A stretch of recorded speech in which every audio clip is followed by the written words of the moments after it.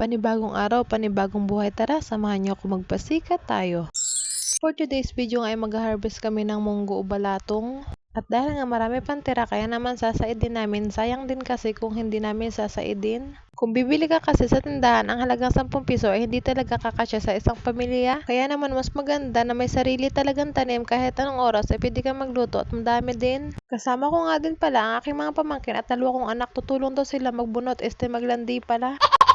Anyway guys, gustong-gusto ko nga palang i-fast forward itong video na ito kaya lang hindi pa ako masyado marunong. Kaya naman mukhang mapapahaba yata ang pag-voice over ko. Aminin nyo man o hindi, talagang naiinis kayo minsan sa boses ko. Kaya kung ako sa inyo, skip nyo na lang tong video. Agoy, wag naman. Sa mga nagtatanong po dyan, itong lupa na ito ay hindi sa amin. Bali nakikisaka lang po ang nanay at tatay ko at talaga namang napakasipag po nila. Ito nga po pala sa amin ay hindi ka magugutuman basta may tinanim ka lang. Ito nga po pala sa side na ito ay may palayan si tatay. Bago po ang lahat sa mga marites dyan, hindi po yan sa amin. Ikisaka lang po talaga ang aking tatay dahil on the go naman talaga si tatay pag may mga ganyan. Naku, talagang may lumabas na naman kano dito sa aking video. Hindi na naman ako magaling umedit sa mga basher dyan. Fast forward na nga natin, talagang mahaba-haba pa ang aking pag-voice over at nandito na nga po pala tayo kung saan ito po yung mungguhan o balatungan. At dahil nga po pala naka front cam ako, pagpasensyohan nyo na dahil malabo, talagang mahirap po kasi pag sariling sikap. Madala nga po pala itong mga munggo dito dahil hindi po masyadong naasikaso ni tatay. Pero wag nyo pong i-bash dahil nakailang timba na po sila na harvest dyan. Nakailang gulay na nga din po pala ako kaya naman sumakit na ang tuhod ko, may rayuma na yata. Anyway guys, dati po pala itong palayan kaya lang konti ang ani kaya naman ginawa ng balatungan. Next video ko nga po pala guys ay ipapakita ko ang sariling tanim ni nanay at tatay sa sarili din naming lupa. May mga gulayan nga po pala si nanay at tatay doon kagaya ng mustasa, kalabasa, sitaw, talong, okra, gabi, pichay, marami pa po talaga. Sarili nga po palang palayan si nanay at tatay kaso ilang kahon lang din. Wala pa pong 1 hektarya. Tumulong na nga din po pala ang anak ko sa paghugot ng munggo dyan. Talaga namang hindi mapipigilan. Pasabog ka, pasabog. Hindi na pasabog to. Munggo ito.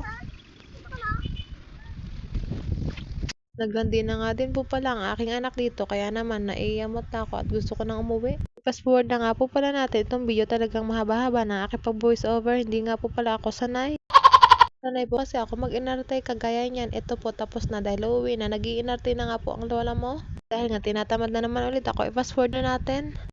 At dahil nga sipag-sipagan ng pamangkin at anak ko, ayan.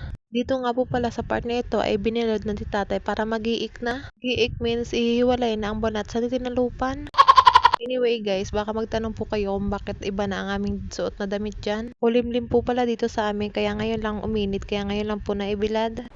Ano daw, minsan magulo talaga ako, mahirap talaga ako minsan kausap. Pasensyahan nyo na po itong anak ko dahil talaga namang gaya-gaya. Kung anong ginagawa ko, ano yun din ang gagawin. Talagang kinakalat pa nga, gusto ko na nga po talagang paluin. Sa proseso nga po palang ito ay kailangan giikin maayos para mahiwalay ang laman sa balat.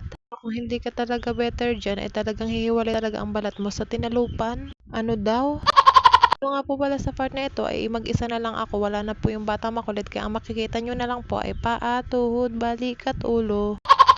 Nakatamad na nga po pala mag voice over kaya naman fast forward ulit natin. Dito nga po pala sa part na ito ay ito na ang tinatawag na last process. Dito na nga po masinsin na ininiwalay ang balat sa tinalupan. Sa mga basher ko nga po pala dyan na gusto magtanong ko bakit po ako na po kumakain po kasi ako ng upo. Dahil nga masipag si nanay at si tatay magtanim ng gulay kaya naman sagana kami sa upo. Pero bago po ang lahat, baka pwede naman pong paki-follow and share. Maraming salamat po at para po sa mga basher ko dyan, ito lang po masasabi ko, meow meow, meow meow.